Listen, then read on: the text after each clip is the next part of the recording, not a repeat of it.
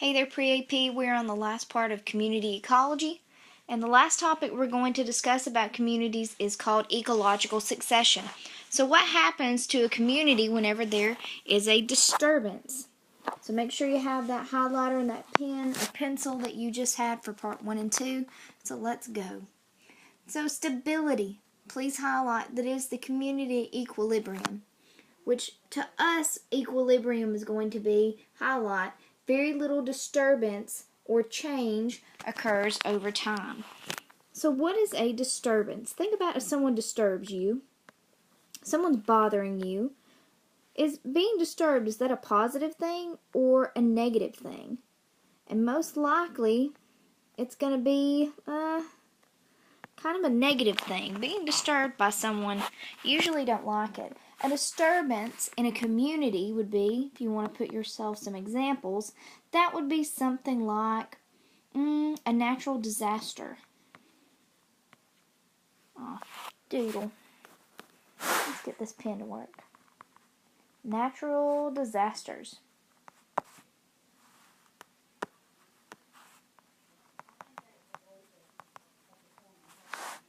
So think about some natural disasters there are, depending on where you live. For us, ours would be tornadoes, different parts of the world. It could be an earthquake,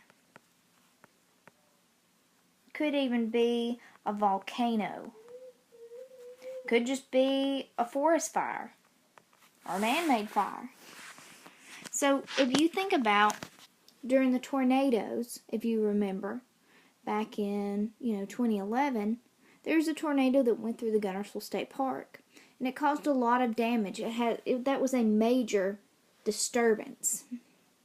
That was a natural disaster, and it changed the landscape of the park. And it will still have some lasting effects. It's not going to look the way that it did before the tornado for probably another 20 or 30 years. So coming back from a disturbance, no matter what type of natural disaster it is, takes a long time. This is not something that happens overnight. So there are two types of ecological succession.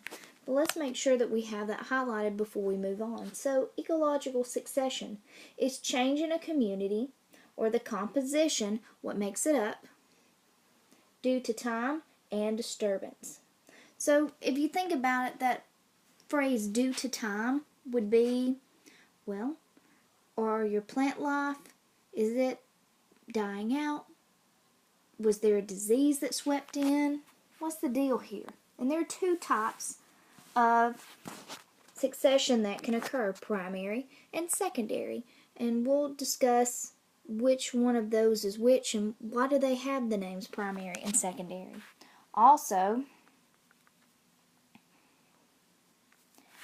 if you think about a couple of months ago, up in Gatlinburg in the Smoky Mountains, they had a fire that swept through their landscape and through parts of their national park.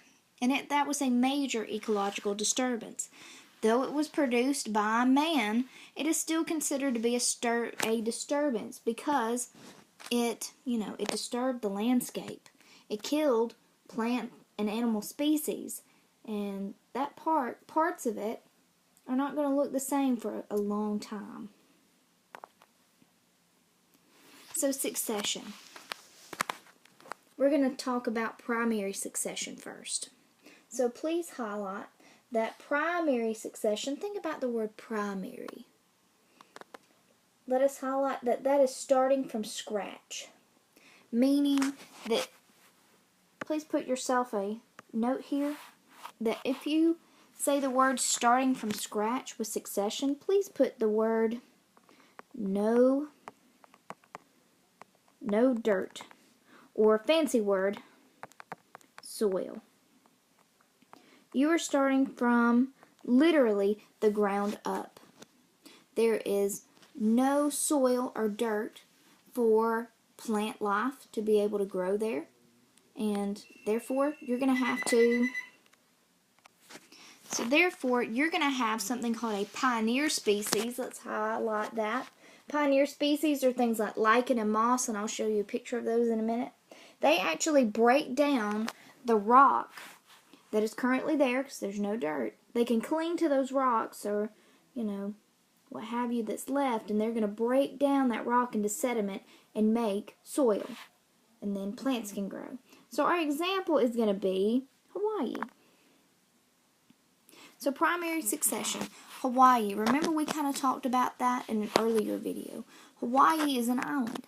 And most of the time, islands are formed by underwater volcanoes that erupt continuously.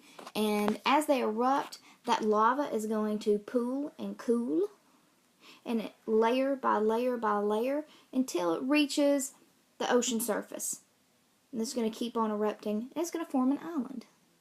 So that's how Hawaii got here. So of course, with that volcano erupting, there's no soil there.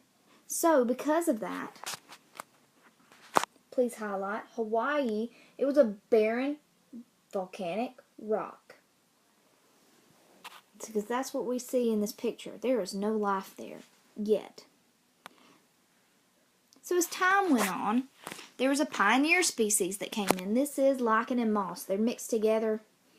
The kind of darker greenish, brownish is moss, and then the light grayish color, those are lichens. Please highlight that pioneers, again, like I said, make dirt. And remember, they do that by breaking down rock into sediment, needed for plants and birds to bring seeds from them eating fruit from somewhere and excreting it through their solid waste. And then they end up feeding upon the lichens. So, after time goes on, and those lichens and that moss break down the rock, and then those birds come and deposit some seeds, and there's actually dirt there, then you're going to start to have little grasses form. So please highlight where it says there's lichens. Then over some time, probably about, depending on how fast that moss and lichen can break things down, usually 20, 30 years later, some grasses show up. Then as some more time goes on, little shrubs and bushes show up. And then as some more time goes on, you're going to have gymnosperms. Gymnosperms, put yourself a note out beside there. Those are like pine trees, cedar trees. And then hardwood trees will show up if you want to make yourself a note. Those are like maples, oaks. And then you have a climax species. A climax species, kind of think about the climax in a movie. A movie, the part of the movie that is the climax, that is the most exciting part of the movie. It's got the most action. It's usually the loudest.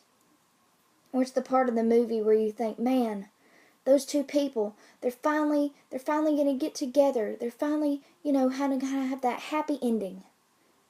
So the climax species in a succession is where everything is growing. You have abundant plant life. You have trees. You have bushes. You have grass.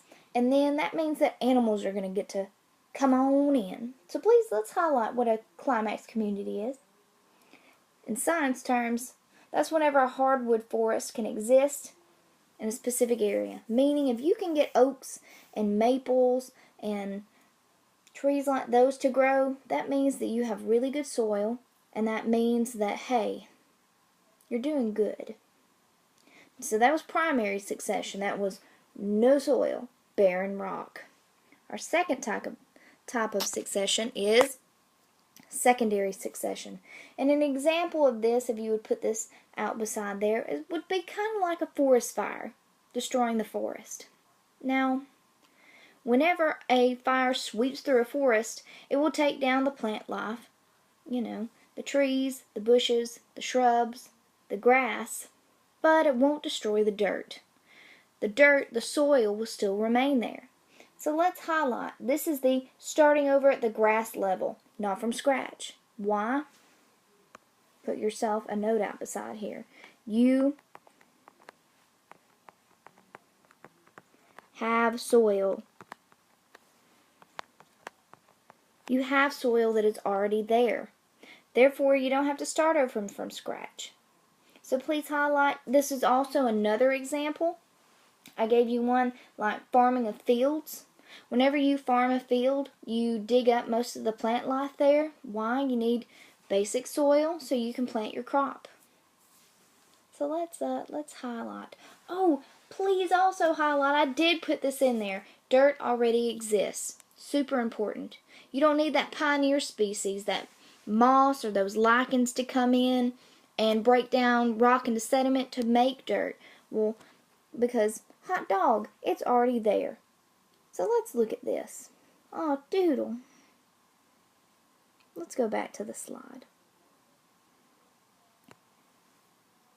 Unlike primary succession and secondary succession, you start off with grasses. So let's highlight that. Grasses, some time goes on, you move up to bushes. Then some time goes on, you go and start growing those gymnosperms, those pine trees, spruce trees, cedar trees.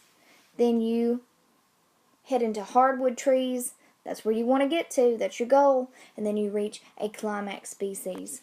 So secondary succession would be something like what happened in Guntersville State Park. Whenever the tornado came through, it ripped up a lot of the plant life. So after that, if you went and examined the ground, there's still soil there. So things have to come back from the grass level.